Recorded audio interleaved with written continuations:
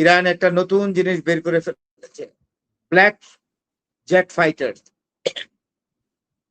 এটা রংটা, উপরের যে বডির রংটা এমন যে এটা ইজিলি রাডার ফাঁকি দিতে পারে। আমার মনে হয় যে এখন যেটা বের করেছে আজকে দুপুর বেলায়, Iran has open the black jet fighters. This fighters are very dangerous, exactly to ignore the surveillance of,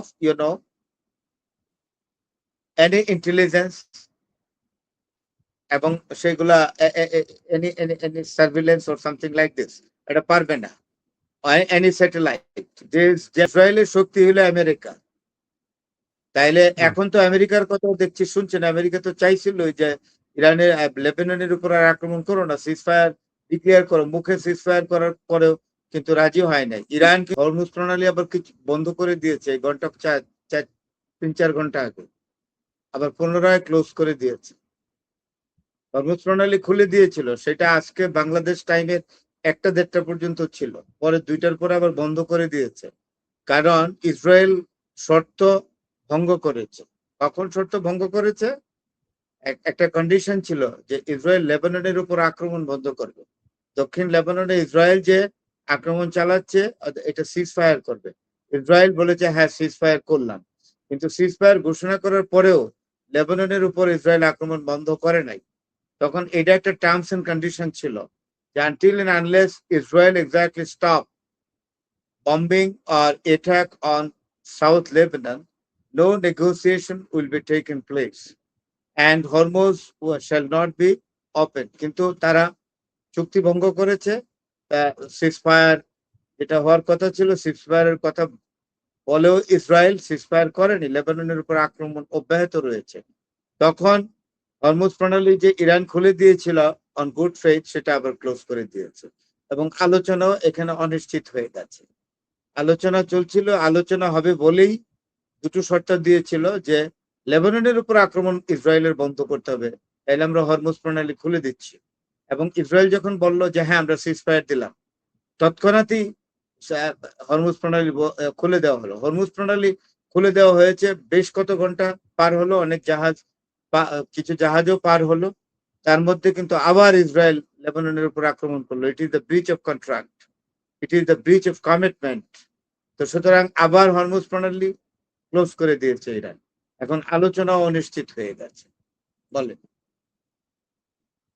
আচ্ছা ভরত ভাই, একটা বিষয় একটু বলি যে ট্রাম্প যেটা বলেছেন যে আলোচনার জন্য সে সরাসরি আসবেন পাকিস্তানে, অপরদিকে হরমুজ প্রণালী খুলে দিলেও তারা অবরোধ তুলে নেয় নাই। তো আমেরিকা কি আসলে যুদ্ধবিরতি চাচ্ছেন নাকি যুদ্ধবিরতির বাহানায় তারা নতুন কোনো সময় ক্ষেপণ করছেন, বড় ধরনের কোনো পরিকল্পনা করছেন? ইরান তো যুদ্ধবিরতি চায় না, ট্রাম্পই একবার বলে যুদ্ধ করবে, আবার বলে ট্রাম্পের কথা বলছি যুদ্ধবিরতি, যে ট্রাম্প যে আবার বলে যুদ্ধবিরতির কথা আবার বলে বলতেছেন। ইরানকে ঘুরিয়ে দেব, ইরানকে প্রস্তর যুগে নিয়ে যাব, আজকে রাতে একটি সভ্যতার সমাপ্তি ঘটবে, পতন ঘটবে ইত্যাদি ট্রাম্পের আলাপ। ইরান তার এক জায়গায় আছে, ইরান বলেছে যে we do not believe in seize fire, আমরা সিজ ফায়ার করতে চাই না। আমেরিকা বারবার অনুরোধ করে বলে সিজ ফায়ার করে, আমেরিকাই সিজ ফায়ার করে 3 সপ্তাহের জন্য, 4 সপ্তাহের জন্য, 6 সপ্তাহের জন্য। Iran did not make any sort of proposal like this at all. Iran বলছে আমরা যুদ্ধ চালিয়ে যাব। ইরানের জনগণও এখন ফার্মলি ইউনাইটেড। আগে ইরানের জনগণের মধ্যে একটা দ্বিধা বিভক্তি ছিল, বিরোধী দল মনে করতো যে এই সরকার ভালো না, ইরানের বর্তমান সরকার। বিরোধী দল ভাবতো যে অন্য সরকার আসলে ভালো হবে।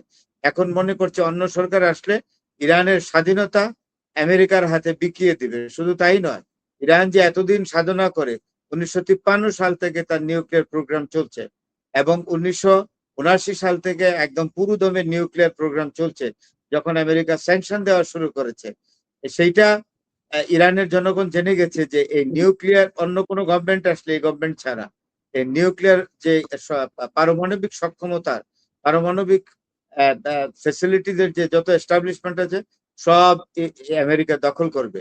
সুতরাং সেই ক্ষেত্রে এখন ইরানের স্বাধীনতা চরমভাবে ক্ষুণ্ণ হবে। ইরানের অধিকাংশ মানুষ এটা বুঝতে পেরেছে বলেই কিন্তু এখন আর করছে না। এখন তারা কি করছে না, এখন তারা ইউনাইটেড। এখন তাদের মধ্যে যে আগে ভাগ ছিল, ডিভিশন ছিল, মত পার্থক্য ছিল, এখন all are united together only to secure the independence and they are deeply committed to fight America and Israel simultaneously. হুম। জি, বলো। জি, জি। আচ্ছা, তাহলে এই যুদ্ধবিরতিটা কি আসলে হওয়ার কোনো সম্ভাবনা নেই? যে বিষয়টা বলা হচ্ছে বা আপাতত দেখছি আমেরিকা না। থেকে বলা হচ্ছে। যুদ্ধবিরতি আমি স্পষ্ট করে বলে দিই, যতক্ষণ না পর্যন্ত আমেরিকা ইসরায়েলকে থামাতে হ্যাঁ, পারবে, ততক্ষণ পর্যন্ত যুদ্ধবিরতি হবে না।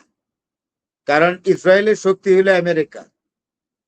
তাইলে হুম, এখন তো আমেরিকার কথাও দেখছি শুনছেন, আমেরিকা তো চাইছিল যে ইরানের লেবাননের উপর আর আক্রমণ করো না, সিজফায়ার ডিক্লেয়ার করো, মুখে সিজফায়ার করার পরেও কিন্তু রাজি হয় নাই। ইরান কিন্তু বসে থাকেনি। হুম, ইরান টোটালি তার ইন্টেলিজেন্স দিয়ে ইয়ের মানে মানে ইসরায়েলের কোথায় কোন আছে, ইসরায়েলের আসল শক্তি কোথায়, ইসরায়েলের নিউক্লিয়ারের আসল শক্তি কোথায়, ইসরায়েলের যত পাওয়ার এস্টাবলিশমেন্ট আছে সব তারা ম্যাপ করে নিয়ে গেছে ইরান।